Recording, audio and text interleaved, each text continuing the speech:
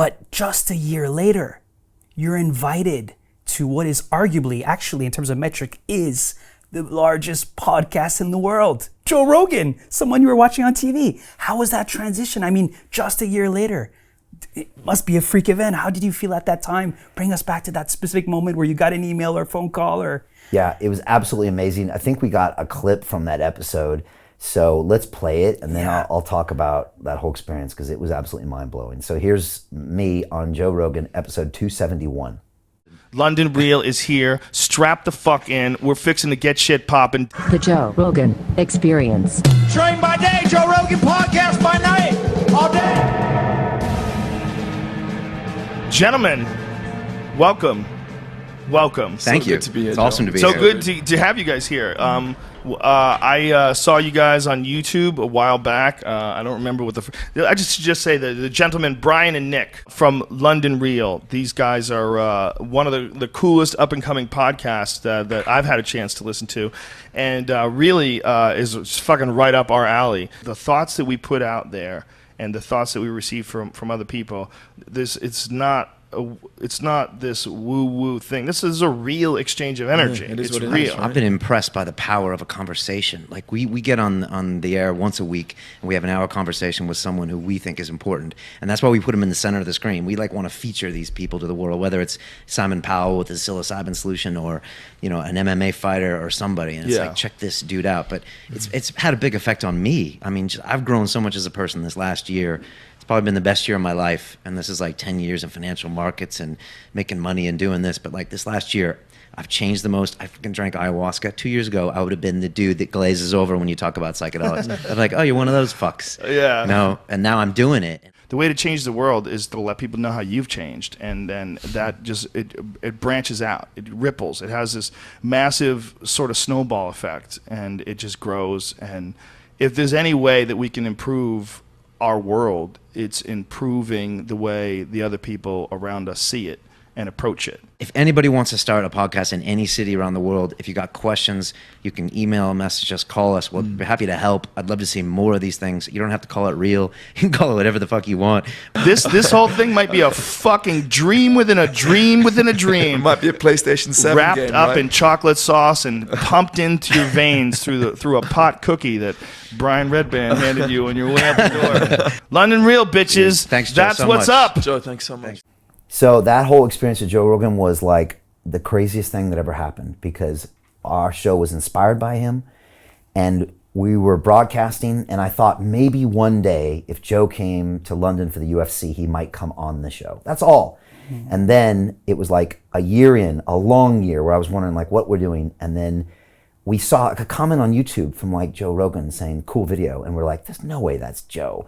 There's no way. And then he like retweeted one of our tweets. I was like, there's no way, there's like an assistant or something. And then he commented or something, and then he DM'd and said, how would you like to come on the show? And I just thought, this is the craziest thing. It's like being on a planet and beaming out signals to see if there's life on another planet, and then someone out in the middle of the galaxy hearing your signal and coming back. So to be invited on that show by Joe was like, it was such a big deal. We made an excuse to be in LA. We had no reason to be there. We said, oh yeah, we'll be there in 10 days. And then we flew out there and went on the show.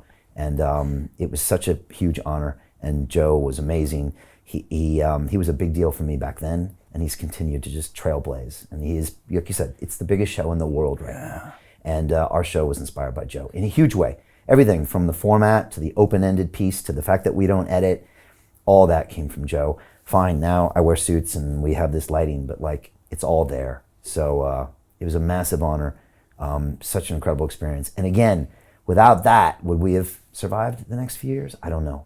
It was just another sign from the universe saying, you're on the right path. Keep doing what you're doing.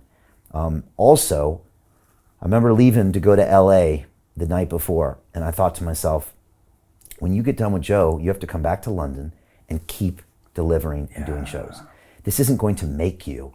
And that's another really important thing. Like, appearance like that doesn't make you. He's had 1,700 shows. Most of them you don't remember. So it's like, that was a beautiful thing, but it didn't mean we didn't have to get back to work.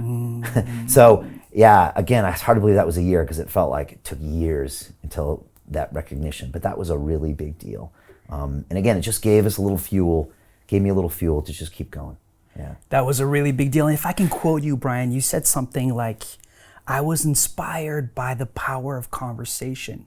This almost feels like your purpose is becoming clear or starting to become clear. Is that what it was? Yeah, you can see me in there and I'm trying to figure out what's going on. You know, it's funny. It's like I'm a little experiment. It's like I'm an experiment. It's like I'm an animal in the zoo and everyone around is watching what's happening and they're saying, well, can't you see what's happening here? It's like I'm living this life, but you can see my brain is starting to understand that I'm on the right path. So yeah, I'm like, I can see the power of a conversation. Like Wall Street Brian would have never said that, right? Wall Street Brian would have slapped the other Brian in the face because that's a ridiculous statement. But yeah, you can see I'm starting to connect with people. I'm starting to feel this human connection. I'm starting to contribute to the human experience. And I'm trying to describe that to Joe in even the rudimentary way that I understood it back then.